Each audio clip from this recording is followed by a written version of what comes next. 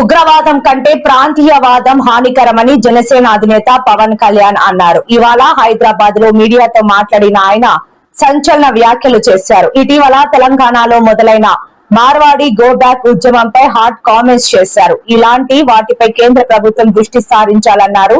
తమిళనాడులో Hindi go back, Hyderabad లో Marwadi go back, north Indians go back అని మాట్లాడుతున్నారని తెలిపారు. మీరు అంటున్నారు కాబట్టి చెప్తున్నా, తెలంగాణలో జనసేన ఉంటుంది, మేము పోటీ చేస్తాం. ఇప్పుడు దాకా నిర్ణయించుకోవాలా. మీరు అంటున్నారు కాబట్టి చెప్తున్నా, తెలంగాణలో జనసేన ఉంటుంది, మేము పోటీ చేస్తాం. ఇప్పుడు దాకా ఎప్పుడు అవసరమైతే తెలంగాణలో తిరుగుతాం, నేనే తిరుగుతా, మేమే తిరుగుతాం. ప్రతి సమస్య మీద మాట్లాడతాం, ప్రతి అన్యాయాన్ని ఎదుర్కొంటాం. ఏం మాట్లాడతారు మీరు? ఇది తెలంగాణ భారతదేశంలో అంతర్భాగం, మర్చిపోకండి. ఏ రోజున ఒక్క మాట మీకు కేసీఆర్ గారి గురించి కానీ ఇన్ని సంవత్సరాల్లో 12 సంవత్సరాల్లో ఒక్క తెలంగాణ నాయకుడిని ప్రభుత్వం ఏర్పాటు చేసినప్పటి నుంచి ఈ రోజు దాకా ఒక మాటంలా. నాకు ఈ మధ్యన వస్తా ఉంటే, నువ్వు హైదరాబాద్లోకి ఎలా అడుగు పెడతావు, నీకు హైదరాబాద్లో ఏం పని, ఇది నేను ప్రత్యేకించి చెప్తా ఉన్నా. మీరెవరైనా నన్ను బెదిరించడానికి, బెదిరించే వాళ్ళ మీ అయ్యే జాగీరా తెలంగాణ?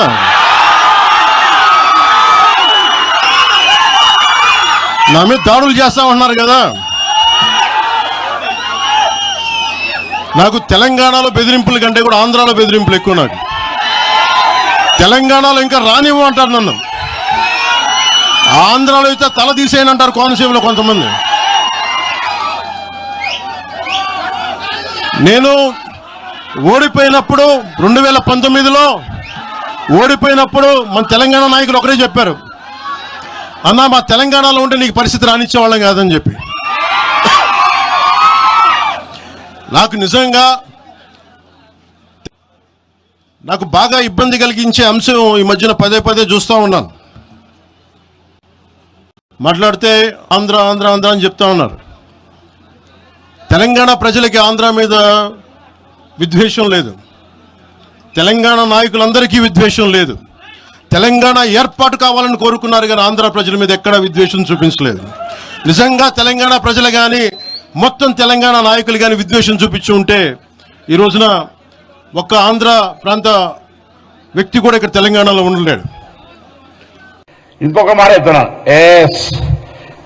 మిస్టర్ పవన్ కళ్యాణ్, ఇది మా అయ్య జాగిరే, మా తెలంగాణ ప్రజల అయ్య జాగిరే, 4 కోట్ల ప్రజల మనుషుల యొక్క అయ్య జాగిరి, నీ అయ్య జాగిరి కాదు. ఫస్ట్ గుర్తుపెట్టుకో. మీ వాళ్ళు అంటున్నారు అనిరుద్ రెడ్డికి నీకు అర్హత లేదు పవన్ కళ్యాణ్ మీద మాట్లాడతాను అని. నేను ఒకటే అడుగుతున్నాను, నేను ఫస్ట్ టైం నిలబడ్డా, జడ్చల ప్రజలు నన్ను గెలిపించిండు. నువ్వు ఫస్ట్ టైం 2 ప్లేస్లు నిలబడితే నువ్వు ఎందుకు ఓడిపోయినావు? నీకన్నా ఎక్కువ ఓడిపోయి నాకున్నట్టే కదా. ఇంకోసారి తెలంగాణ నవనిర్మాణం ఏం చేసేది ఉన్నది, నువ్వు వచ్చి పీకేది ఇక్కడ. నువ్వు ఇప్పుడు చెప్పినావు కదా, అక్కడనే పీకలేకపోతుంది, ఇక్కడే పీకుతా అని. మళ్ళెందుకు ఇట్లా అనేటి ఒక మాటలు, చెప్పేది ఒక మాట. స్క్రిప్ట్ పాప చక్కగా రాసిస్తలేరు బీజేపీలో ఎవరో.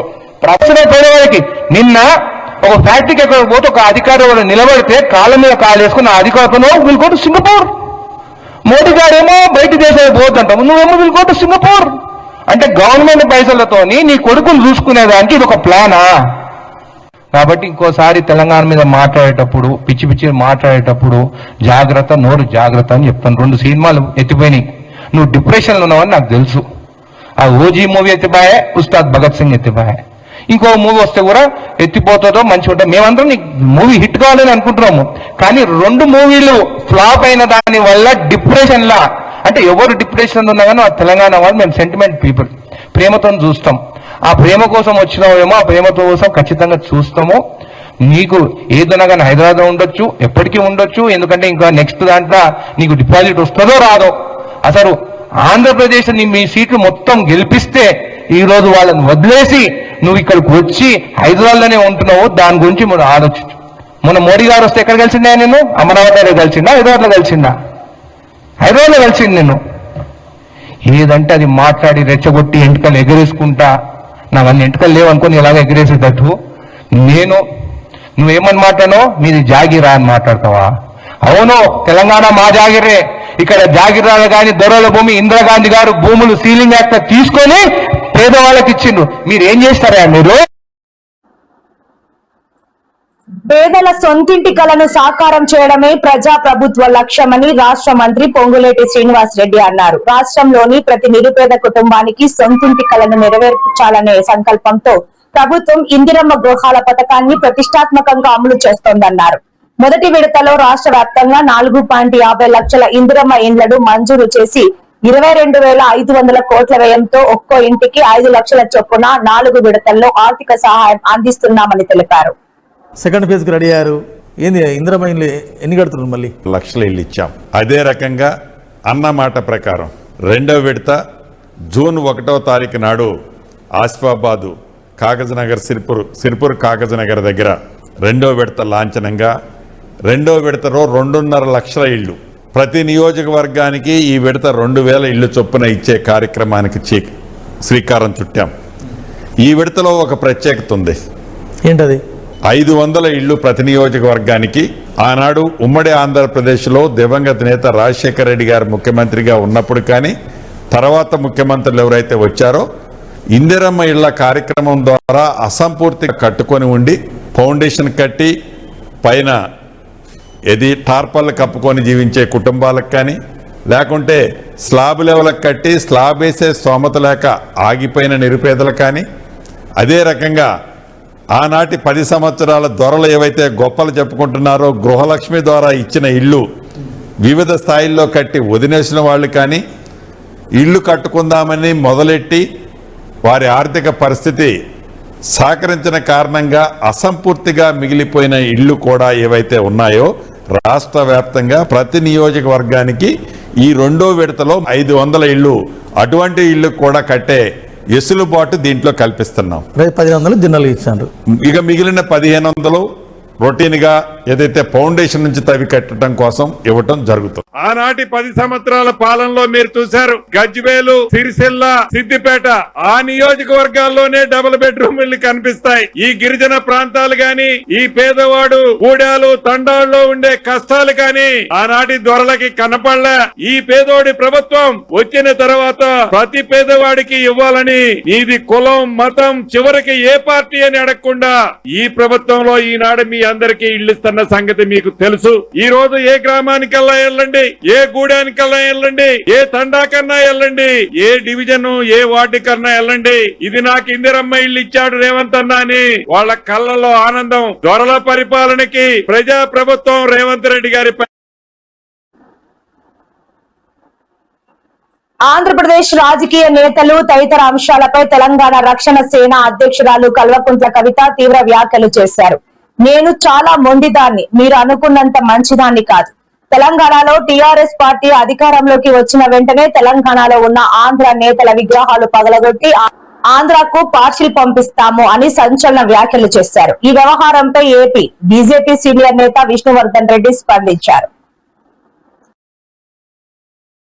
వాదులం రాజకీయంగా పరిణితి చెందినటువంటి వాళ్ళం.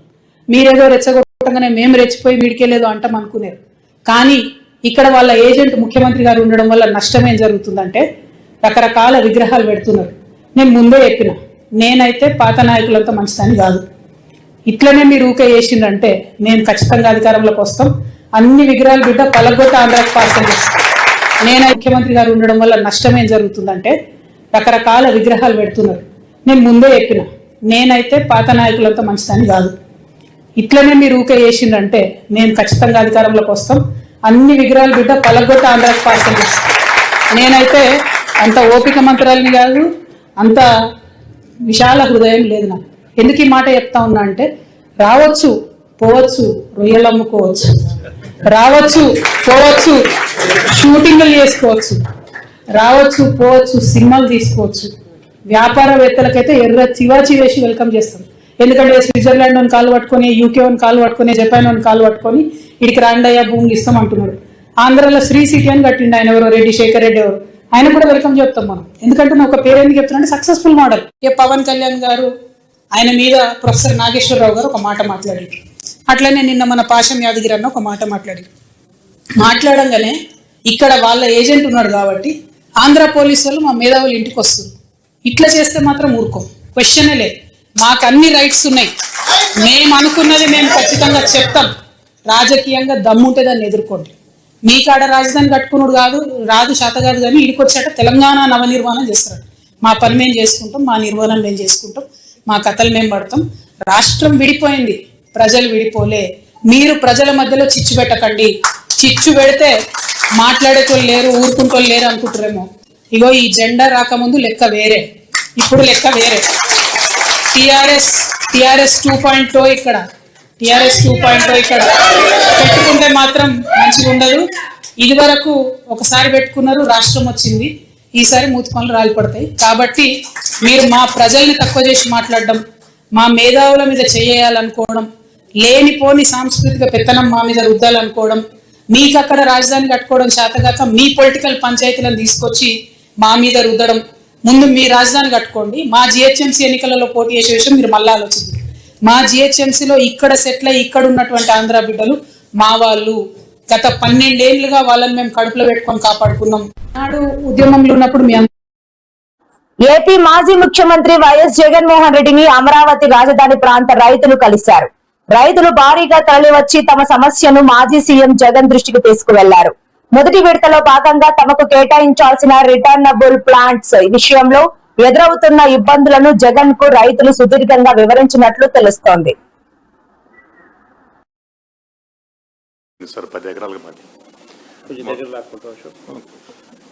మాకైతే కోర్టులో స్టే వచ్చిందండి. కోర్టులో స్టే వచ్చిన తర్వాత కావాలని చెప్పేసి ప్రీవియస్ డేట్ నేలపడండి, గవర్నమెంట్ హైకోర్టు విలేజ్ అండి. హైకోర్టు, సెక్రటేరియట్, అసెంబ్లీ అంత నేలపాడు మొత్తం.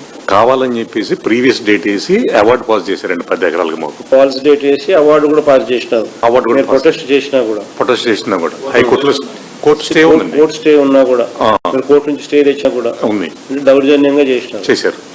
అయితే ఎప్పటికి ల్యాండ్ అయితే మా కిందే ఉంది. నేను వ్యవసాయం చేస్తున్నానండి. ఇంకో 10 ఎకరాలు ఉందండి మాకు.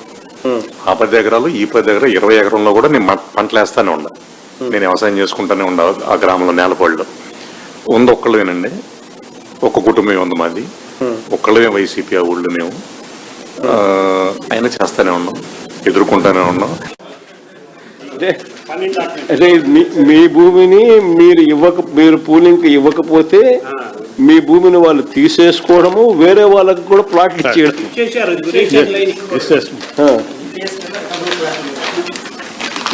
వేరే వాళ్ళకి ప్లాట్లు కూడా ఇచ్చేసినారు. నా పేరు శ్రీకాంత్ రెడ్డి, మాది పెనుమక్ గ్రామం. వచ్చిన భూమి, వ్యవసాయం నిత్యం పండే భూమి మీద మాకు హక్కు ఉండదా? ఎవరైతే ల్యాండ్ పూలింగ్ స్కీమ్కి వ్యతిరేకంగా ఉన్నారో ఆ రైతులు పొలాల్లో గుండా రోడ్లు, బఫర్ జోన్ అని చెప్పి మా పొలం అంచుకాన 30 అడుగులు లోతు తీసేశారన్న రిజర్వ్. మనది రైతుల పక్షపాత ప్రభుత్వం నేను ముందే చెప్పాను.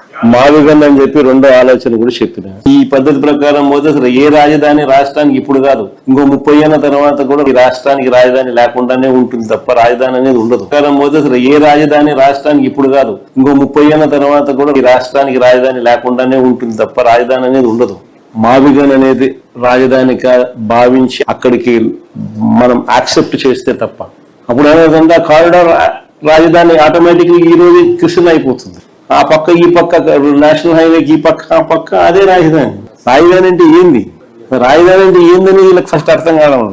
ఆడ ఎయిర్పోర్ట్ కడతానంటాడు, ఇటు ఉంది కదా స్వామి ఎయిర్పోర్ట్ అంట. ఆడ నీకు ఆడ సీపోర్ట్ లేదు, ఇటు ఉంది కదా సీపోర్ట్ అని చెప్పి మచిలీపట్నం అని చెప్తాం. రాజధాని అంటే ఏంది? సీపోర్ట్ అనేది అక్కడ ఉంది, ఎయిర్పోర్ట్ అనేది గన్నవరంలో ఉంది, నీకు నేషనల్ హైవేలు 4 నేషనల్ హైవేలు జంక్షన్లు అక్కడే కలుస్తున్నాయి, 3 రైల్వే స్టేషన్లు ఉన్నాయి. ఆడ గుంటూరులో ఉంది, విజయవాడలో ఉంది, మచిలీపట్నంలో ఉంది, మెడికల్ కాలేజీలు అన్నీ ఉన్నాయి, ఇన్స్టిట్యూషన్స్ అన్ని అన్నీ ఉన్నాయి. రాజధాని అంటే ఏంది?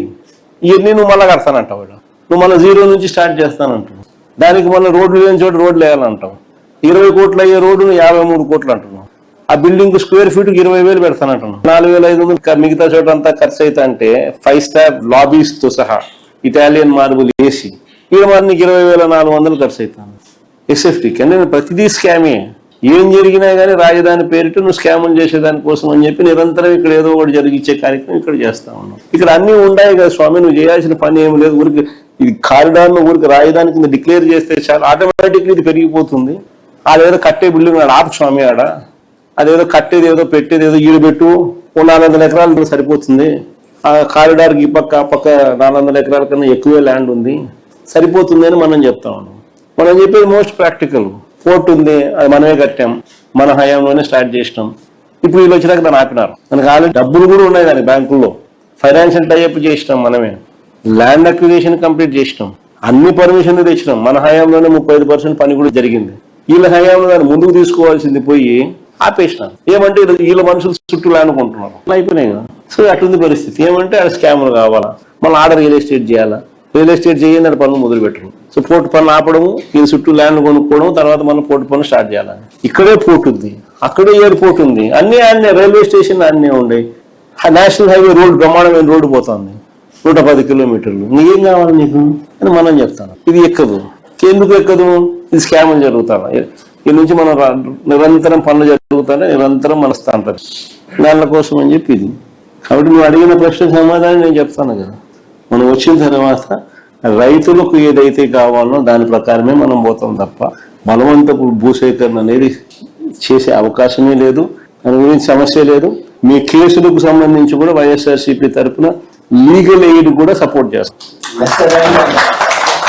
లీగల్ ఎయిడ్ కూడా మన పార్టీ లీగల్ వింగ్, మనోహర్ అన్నయ్యలంతా కూడా పూర్తిగా, సుధాకర్ అన్నయ్య, మనోహర్ అన్నయ్య అందరూ కూడా పూర్తిగా ఇన్వాల్వ్ అయ్యి అన్ని రకాలుగా మీ తరపున కేసుల్లో కూడా మీ తరపున కూడా వీళ్ళు వకాలతా పుచ్చుకొని మీకు సపోర్ట్ గా కూడా నిలబడతారు. అంత దూరం కూడా పోయి నీకు సపోర్ట్ చేసే కార్యక్రమం కూడా చేస్తాం.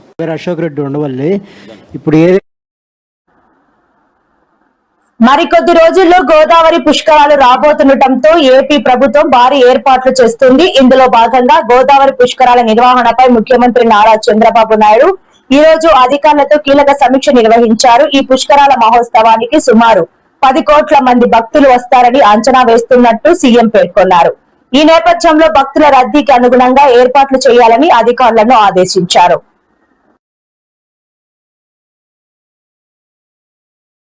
Concern for the pollution you are causing, please take responsibility for it. అంతేగాని అసలు మేము ఏమి పొల్యూషన్ చేయట్లేదు, మాది చాలా మేము పవిత్ర జలాలు వదులుతున్నాం అని చెప్పకండి మాట.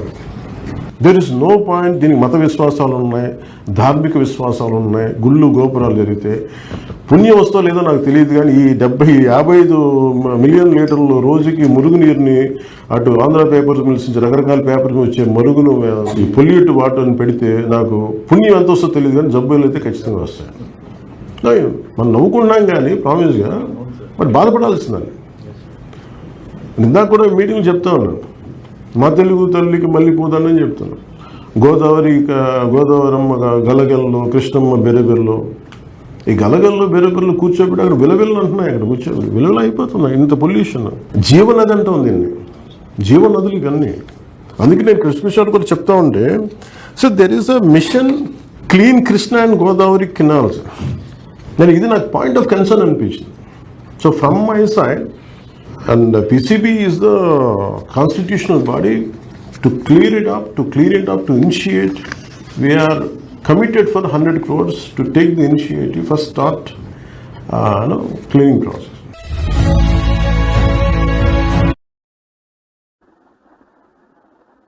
విద్యాశాఖ మంత్రి నారా లోకేష్ ఆధ్వర్యంలో జరిగిన 2025 డిఎస్సి నియామకాల్లో పెద్ద ఎత్తున అవినీతి, తీవ్ర నిర్వహణ లోపాలు జరిగాయని వైఎస్ఆర్సీపీ కృష్ణా జిల్లా అధ్యక్షుడు మాజీ మంత్రి పెర్ని వెంకటరామయ్య అలియాస్ నాని తీవ్ర స్థాయిలో ధ్వజమెత్తారు. మెగా డిఎస్సి పేరుతో నిరుద్యోగులను దగా చేశారని, కలెక్టరేట్ లో కనీసం మెరిట్ లిస్టులు కూడా పెట్టకుండా జీఎస్టీ చట్టం తరహాలో ఈ నియామక ప్రక్రియను అత్యంత గందరగోళంగా మార్చేశారని మండిపడ్డారు. హెరిటేజ్ కంపెనీలో ఉద్యోగాలు ఇచ్చినంత తేలికగా డిఎస్సిలో కూడా ఉద్యోగాలు ఇచ్చేశాడు. అందుకోసమే పరీక్ష అంటే చూడండి, ఎగ్జామ్ లేకుండా అంటే డిఎస్సి కానీ టెట్ కానీ ఎగ్జామ్ రాయకుండా స్పోర్ట్స్ కోటా కింద, ఆ స్పోర్ట్స్లో ఏంటి అంటే నేను మొన్నటిదాకా ఏమనుకున్నానంటే ప్యాకాట్ పెడితే ఎమ్మెల్యేలు ఒప్పుకోరనుకున్నాను. ప్యాకాట్లో స్పోర్ట్స్ అంటే మెరిట్ వాళ్ళని ప్యాకాట్ పోటీలు పెట్టి దాంట్లో తీసుకుంటే ఎమ్మెల్యేలు ఒప్పుకోరు. మాట నువ్వేట తీసుకుంటావా లోకేష్, చంద్రబాబు నాయుడు గారు అని ఆపారేమనుకున్నా. తీరా జీవో చూస్తే ఆ కొత్త జీవోలో 40వ ఆట బ్రిడ్జి ప్యాకాట, దాన్ని కూడా వదల్లా. ప్యాకాట్లో బాగా పోటీ ఫస్ట్ వచ్చినా కూడా టీచర్ ఉద్యోగంగా తీసుకున్నటువంటి పరిస్థితి. అంటే అదొక క్వాలిఫికేషన్. 40వ ఆట చూసుకోండి మీరు కావాలంటే. బి కేటగిరీలో 40వ ఆట బ్రిడ్జి. బ్రిడ్జ్ అంటే ఏంటి? పేక మొక్కలతో ఆడేటువంటి ఆట బ్రిడ్జి. దానిలో బాగా తర్ఫీదు, దాని నైపుణ్యం చూపించినా కూడా టీచర్ అయిపోవచ్చు. ఎంత పనోళ్ళండి మీరు అసలు. లోకేష్ గారు, మీ ప్రభుత్వం ఎంత పనోళ్ళు అంటే, నీకు నచ్చిన వాళ్ళకి ఉద్యోగం. ఎంత దుర్మార్గం అంటే ఊళ్ళో 2 ముఠాలు కక్షలు కట్టి వాళ్ళు చంపుకుని, అంతకుముందు వాళ్ళ నాన్న నీళ్లు చంపుతారు, వీళ్ళ నాన్న నీళ్లు చంపుతారు.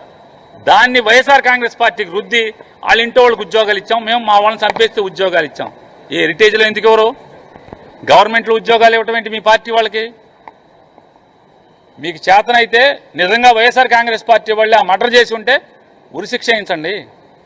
మీ ప్రభుత్వంలో కేసులు వాదించి మీ పోలీసులతో సాక్ష్యాధారాలను గట్టిగా బిగించి ఉరిశిక్ష వేయించండి. గవర్నమెంట్లో ఉద్యోగాలు ఏంటి? యువగళంలో ఎవరెవరైతే చాలా మంది పాల్గొన్నారో చేసినాడు ఆయన చంద్రబాబు నాయుడు గారు. ఎంత అబద్ధాలు మాట్లాడతారంటే, ఎందుకంటే వాళ్ళ మీడియా ఉంది, వాళ్ళు పచ్చ మీడియా ఉంది. వాళ్ళు ఆయన ఏం చేస్తే ఆయన చెప్తే దానికి డబుల్ చేస్తూ తానా తందాన అనుకుంటూ వాళ్ళు చెప్తుంటారు. వాళ్ళకి ఎంత మనసు వస్తుందో మనకి ఏం అనుకున్నారో వాళ్ళు మొత్తానికి నాకు తెలియదు. కానీ ఈరోజు మేము చెప్పేది ఒకటే, మేము ఖచ్చితంగా దీని మీద ఎంక్వైరీ చేసి ఖచ్చితంగా ఇడిసే ప్రసక్తి లేదు లోకేష్ కానీ. ఎందుకంటే విద్యాశాఖ మంత్రి ఆయనే కాబట్టి మేము సిబిఐ ఎంక్వైరీ చేయాలనే విధంగా ఖచ్చితంగా మేము కేంద్రానికి మేము పంపిస్తామనే విధంగా ఈరోజు ఈ రాష్ట్రంలో మరి యువతరానికి మోసం చేసిన ఏకైక వ్యక్తి ఎవరు ఉన్నారంటే అది చంద్రబాబు నాయుడు గారు మాత్రమే. ఎందుకనంటే మెగా డిఎస్సికి తొలి సంతకం చేస్తానని చెప్పి యువతరాన్ని మోసం చేసి ఎంతో మంది ఆశగా ఎదురు చూసి ప్రభుత్వం వస్తే మాకు ఉద్యోగాలు వస్తాయని చెప్పి మరి ఆశ పుట్టించి గెలిచి ఈరోజు మాట తప్పిన వ్యక్తి చంద్రబాబు నాయుడు గారు. 2 ఏళ్ళైంది ఈ కూటమి ప్రభుత్వం అధికారంలోకి వచ్చి. ఇక్కడ చూస్తా ఉన్నాం మనం ఎట్లా ఉందో. ఇది వైఎస్ఆర్ కాంగ్రెస్ పార్టీలో మహిళలకి మన నాయకుడి మీద ఉన్న, మన నాయకుడి క్రెడిబిలిటీ మీద, మన నాయకుడి మాట మీద ఉన్నటువంటి నమ్మకం, మనకున్నటువంటి మన నాయకుడి మాట మీద ఉన్నటువంటి నమ్మకం. ఎందుకంటే మనం ఏదైనా మంచే చేస్తాము, మంచే చెప్తాము, మంచి కోసం నిలబడతాము, మంచి కోసం పోరాడతాం. కాబట్టి ఇదిగోండి ఇలాంటి ధైర్యము, ఇలాంటి నిజాయితీ మాటలు, ఇలాంటి బలం అనేది మనకు కనిపిస్తా ఉంది. కాబట్టి నేను ఒకటే చెప్తా ఉన్నా, మీ అందరూ ఈ పార్టీకే ఇక్కడ ఉన్నారంటే మీకు వివిధ హోదాల్లో పార్టీ నుంచి కూడా మీకు ఒక మంచి రికగ్నిషన్స్ వచ్చి ఉంటాయి. ఒకవేళ మీరు కష్టపడుతూ అలాంటి రికగ్నిషన్స్ మీకు రాలేదని ఎవరికైనా అనిపించుంటే దయచేసి పార్టీ దృష్టికి తేండి. కళ్యాణి గారు కూడా ఉన్నారు, ఆవిడ కూడా కమిటీస్ అన్ని చూస్తున్నారు. కాబట్టి ఖచ్చితంగా ఆవిడ కూడా మీకు సరైన రికగ్నిషన్ ఇస్తారు అని మేము భావిస్తా ఉన్నాం. మీ అందరికీ అన్ని విధాలుగా మేమందరం కూడా అండగా ఉంటామని మీకు తెలియజేస్తా ఉన్నాము. ఇకపోతే చాలా మాట్లాడుకోవచ్చు, బట్ లంచ్ టైం అయింది కాబట్టి ఎక్కువ విషయాలకు పోవట్లేదు. 6 మందికి కేబినెట్ లో మంత్రి పదవి అవకాశాలు ఇచ్చాడు. అది మన నాయకుడు జగన్మోహన్ రెడ్డి గారికి మహిళల పట్ల ఉన్నటువంటి చిత్తశుద్ధి. మహిళల్ని ఎంపవర్ చేయాలి, పొలిటికల్ గా, ఫినాన్షియల్ గా అని చెప్పేసి అన్ని విధాలుగా చెయ్యాలనే తపన జగన్మోహన్ రెడ్డి గారికి ఉంది.